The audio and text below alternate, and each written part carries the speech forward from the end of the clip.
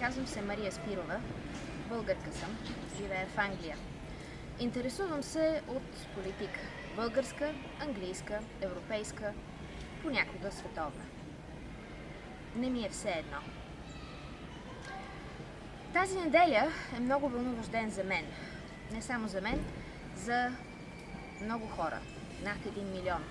Хора като мен, които живеят извън България. И с единия крак са в Лондон, Мюнхен, Камбера, а с другия са на Балкана, на дюните на Черно море, на брега на Дунава. Ние сме емигранти и за нас референдумът, който предстои, е от огромно значение. Често чуваме от нашите съграждани в България, че сме родоотстъпници, че като сме си тръгнали, защо се интересуваме от България и нейната политика, от нейната съдба.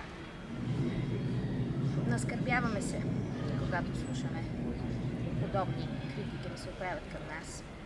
И знаете ли, не защото, ако погледнем към изминалата година, ще видим, че нашият принос към българската икономика, парите, които изпращаме към България, надвишават инвестициите на чужди компании.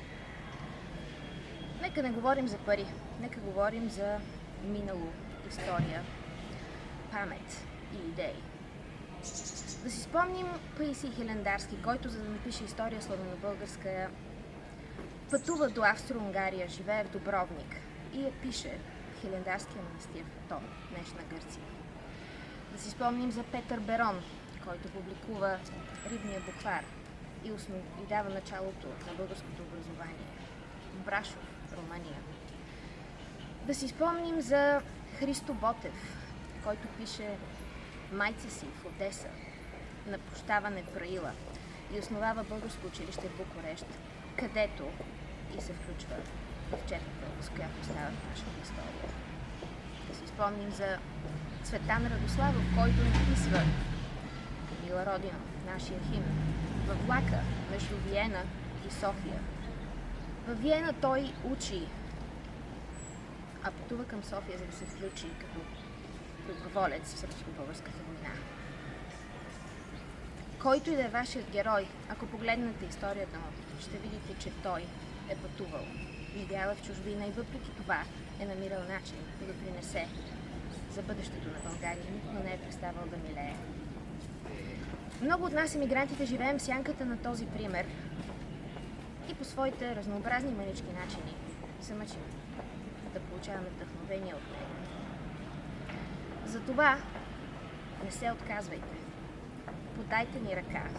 Вие сте наши съграждани, ние сме ваши съграждани. Излезте в неделя, всички вие, и гласувайте на този референдум. Защото той обещава едно. Обещава единение. Да си българин в България е трудно, да си българин в чужбина е трудно. Все е ходене по мъките. Това общо ходене по мъките би трябвало да ни обединява като нищо друго. Но знаете ли, има едно ходене по мъките, което можем да си спестим. И това са плъсканиците. Всеки път, когато има избори.